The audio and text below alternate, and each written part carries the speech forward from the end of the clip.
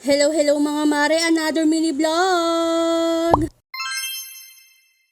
Meron nga pala akong nabili sa Shopee na pang washing machine cleaner. Kaya naman nung dumating na ito, agad-agad naman sinubukan ko ito sa washing machine namin. Simula kasi nung nabili namin itong washing machine, hindi pa ito nalilinisan. Kaya naman sinubukan ko na agad para naman malaman kung totoo bang nakakalinis ito ng washing machine. Binalikan ko nga ito para makita ko kung meron nga itong mga dumi, kaso nagulat ako dito sa nakita ko. Yung akala mo malinis na yung washing machine mo pero meron pa palang mga ganito. Buti na lang talaga nakabili ako ng ganitong product. Hinayaan ko na nga munong nakasalang itong washing machine namin dahil ihahatid nga namin si Daddy Bong sa labas. Nakasanayan na kasi ni Baby Ate na nasa tuwing babiyahe si Daddy Bong niya ay kailangan iaangkas muna siya bago umalis. Kapag hindi kasi napagbigyan itong batang ito, talagang magmumuryo talaga to ng bongga. Bali ang ginagawa ni Daddy Bong, iniikot lang niya si Baby Ate na dito sa may kabilang kanto para medyo malayo-layo. Kapag saglit mo lang kasing ginala itong batang ito, mag-iiyak talaga. Kaya naman para masulit talaga ni Baby Tina, talagang iniikot niya ito ng bongga.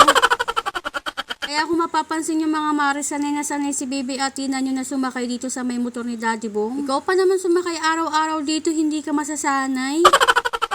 Ano daw? Tumambay lang pala ako dito saglit sa may labas dahil hinihintay ko nga silang makabalik ulit. Saglit lang naman ako naghintay dahil nakabalik naman sila agad. At dahil nasunod na yung gusto ni Baby Atina, ituwang-tuwa na naman ang batang iri. Fast forward nga tayo mga mare, bali nakapasok na nga pala kami sa loob ng bahay. Pero bago pa nga kami makauwi mga mare, ay nagtuturo na nga ito sa tindahan. Kaya naman binilang ko na lang ito ng pagkain niya. Inayos ko na nga lang yung buhok niya dyan kanina dahil nasa labas kami, wala siyang tali sa buhok. Bali inasikaso ko na nga muna dyan si Baby Atina bago ako magluto ng kakainin ko. Bali magluluto nga lang pala ako dyan mga mare ng pansit canton. Bali eto na nga pala yung pangtanghalian ko slash merienda. Alanganing oras na rin kasi ito mga mare. Habang hinihintay kong kumulo itong pinapakulo kong tubig, nagpahinga muna ako dito saglit. At syempre hindi mawawala itong paglalambing ko kay Baby Atina nyo. Pero ang totoo niyan mga mare, makikikagat lang talaga ako sa pagkain niya. Charis.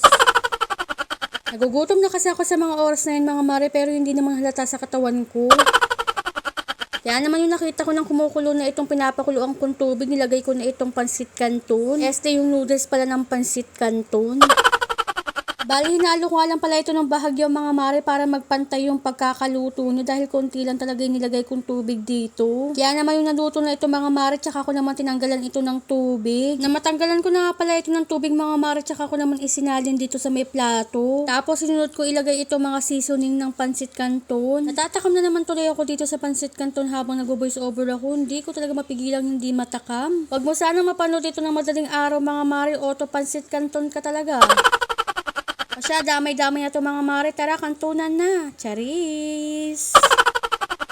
And fast forward ulit tayo mga mare. Bali, kumakain na nga pala kami dyan ni Baby Atina. Bali, nagpapapak nga lang pala dyan si Baby Atina dahil hindi nga siya kumakain ng kanin kapag walang sabaw. Huwag kayong mag-alala mga mare, unti-unti lang naman yung kain dyan ni Baby Atina. Binibigyan ko na lang siya dyan kahit papano para naman manahimik lang siya sa isang tabi. Para naman makakain ako dito ng maayos. Hindi naman kasi halatang gutom na gutom ako dyan mga mare. Dahil damang-dama ko talaga bawat subo ko dito sa pagkain na to. Kaya pagtsagaan nyo na mga mare, wala na talaga magbabago dito sa itsura ko na to. Wala na talaga magbabago dyan. Ganyan na talaga yan. Charis.